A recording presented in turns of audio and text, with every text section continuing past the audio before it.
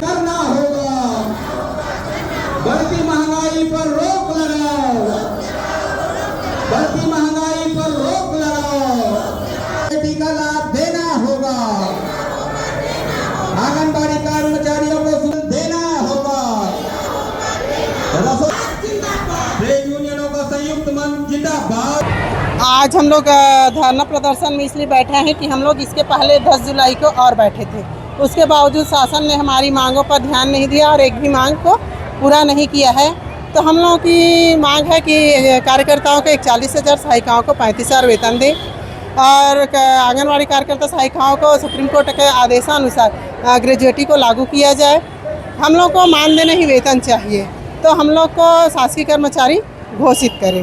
मांग पूरी नहीं होगी तो आगे क्या करेंगे? मांग अगर पूरी नहीं होती तो हमारी आंदोलन और उग्र हो जाएगी। भारतीय वेतन बोर्ड बनाना होगा।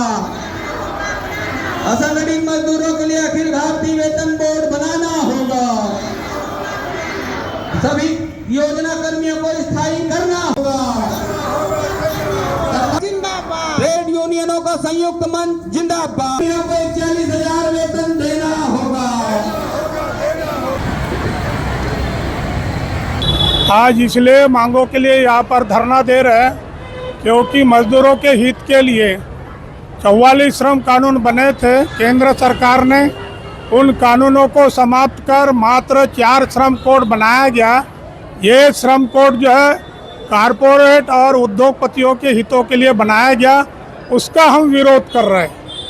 और इसके संबंध में हमारे देश की राष्ट्रीय ट्रेड यूनियन है जिसमें एटक, इंटक, सीटू, एक्टू, ये 10 राष्ट्रीय ट्रेड यूनियन है और किसानों का संयुक्त मोर्चा।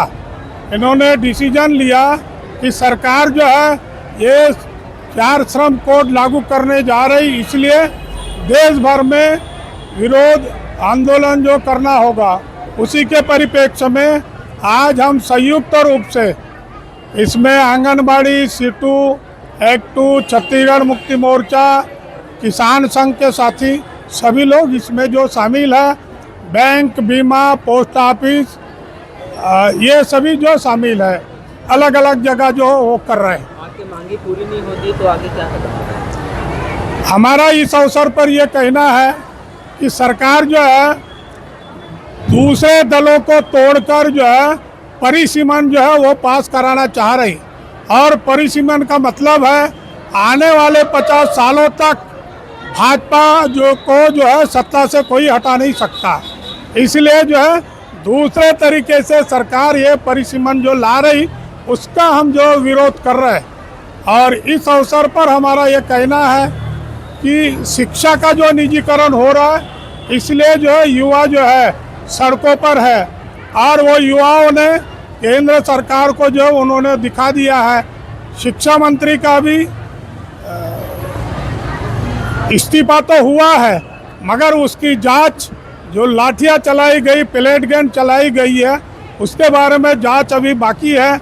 और इसलिए हम इस मंच से गृह मंत्री के साथ जो है मोदी जी का भी इस्तीफा की हम जो मांग कर रहे हैं। मैं हूँ भीमराव बागड़े, अध्यक्ष छत्तीसगढ़ मुक्ति मोर्चा और एक्टू के राष्ट्रीय उपाध्यक्ष। पदों पर भर्ती करो,